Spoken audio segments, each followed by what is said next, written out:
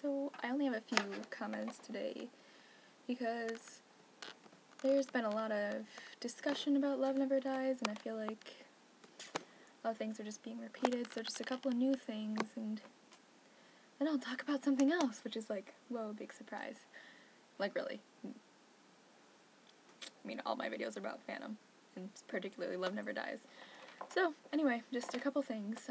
First, someone messaged me because they were too afraid to comment on my videos because a lot of people get negative responses when they agree with me, and they said that I should comment about the rock and roll aspect of The Beauty Underneath, and I've listened to it and I just, whatever. If Andrew Lloyd Webber wants to put some rock and roll into his show, fine with me. I mean, Phantom of the Opera is pretty, it's not very rock, but I mean nowadays they have the electric guitar in the title song, so, you know, he apparently wanted to make Phantom more rock and roll, and they kind of moved away from that, so if he wants to do it with the sequel, I mean, he's effing everything else up, so if he wants to put rock and roll in there, fine with me.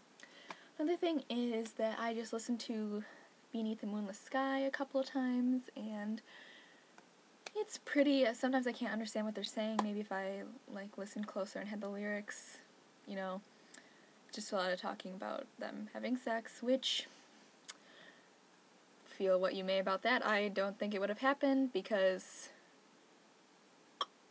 well, I feel like really close after Christine left the Phantom, he probably wouldn't want to be found.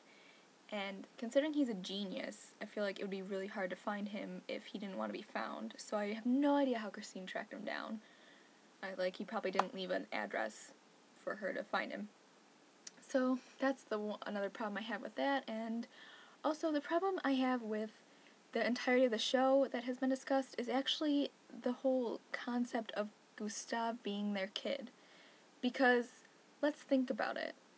She has sex with the Phantom the night before her wedding, and then she gets married. And everybody knows what married people do when they, you know, especially the night of their wedding. I'm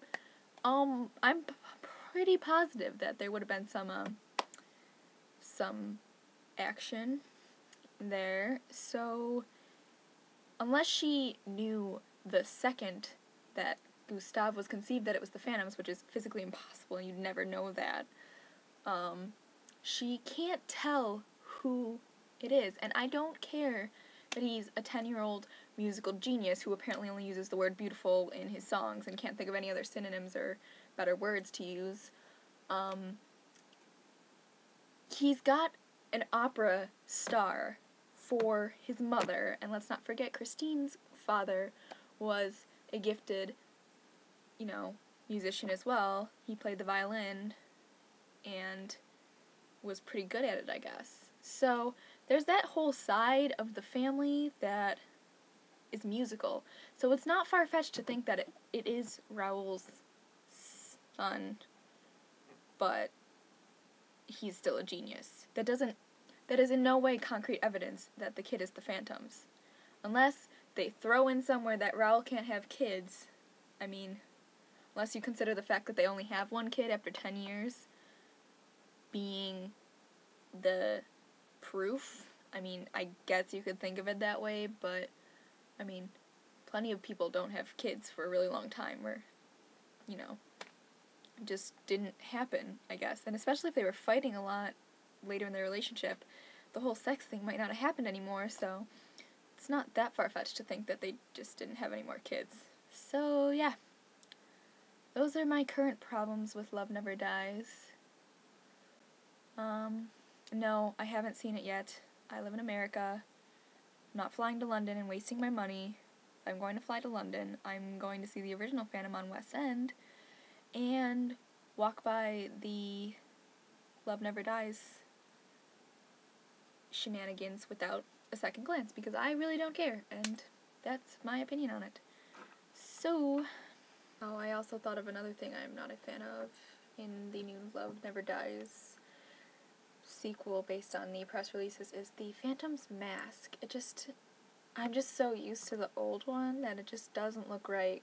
I can't really describe the shape of it, but there's quite a few pictures of it.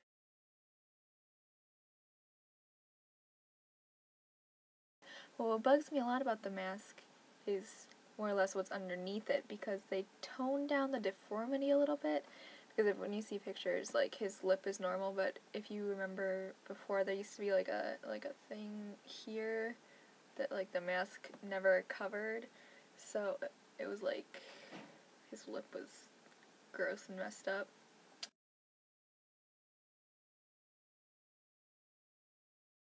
So, I mean, the fact that they kind of changed the deformity is stupid to me, because it was like a lifelong thing, and I don't think that kind of thing goes away, or else we really wouldn't have this problem.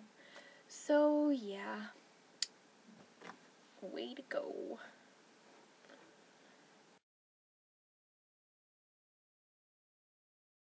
So, in my attempt to prove that I am actually a normal person who doesn't sit and talk to my computer all day about Phantom, here are some other things that I really love to do.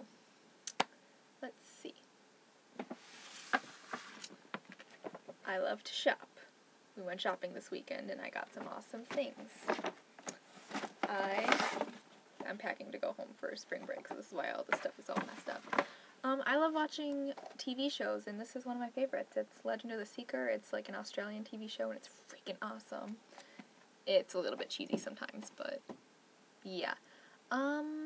I like watching movies. This is one of my favorites that I saw in theaters, and we haven't opened yet because we haven't had time, because I have so many exams this week, and everybody's so frazzled that kind of sucks a lot.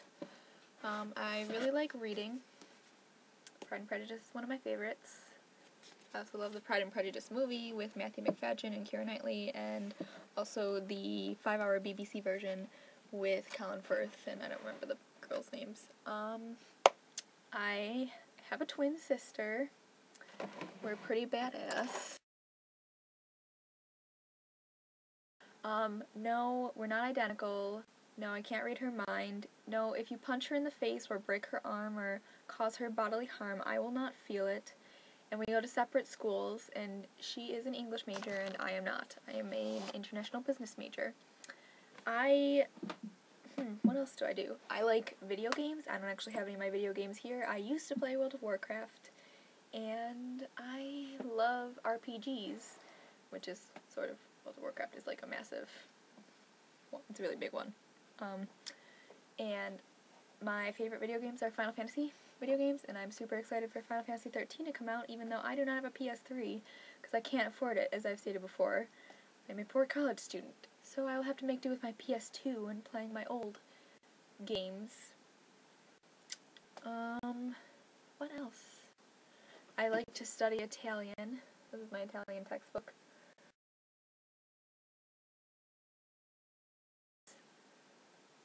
You know, I just want to prove that I'm not crazy, although my brother will beg to differ. He thinks I'm certifiably insane and makes fun of me at every point, every possible chance he can for my obsession.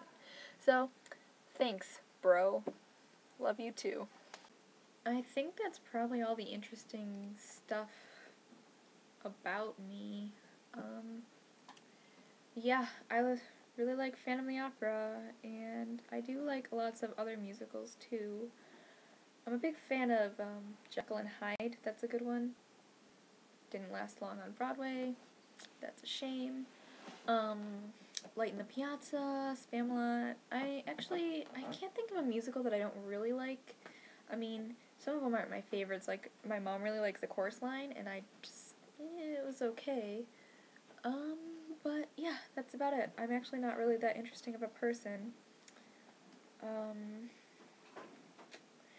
Yeah, so that's a little bit about me, so you can know that I actually am not crazy and don't think about Phantom 24/7.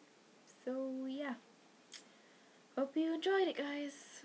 I'm sure I'll see you soon. It's spring break and I really don't have anything else to do besides make awesome YouTube videos, so see you around.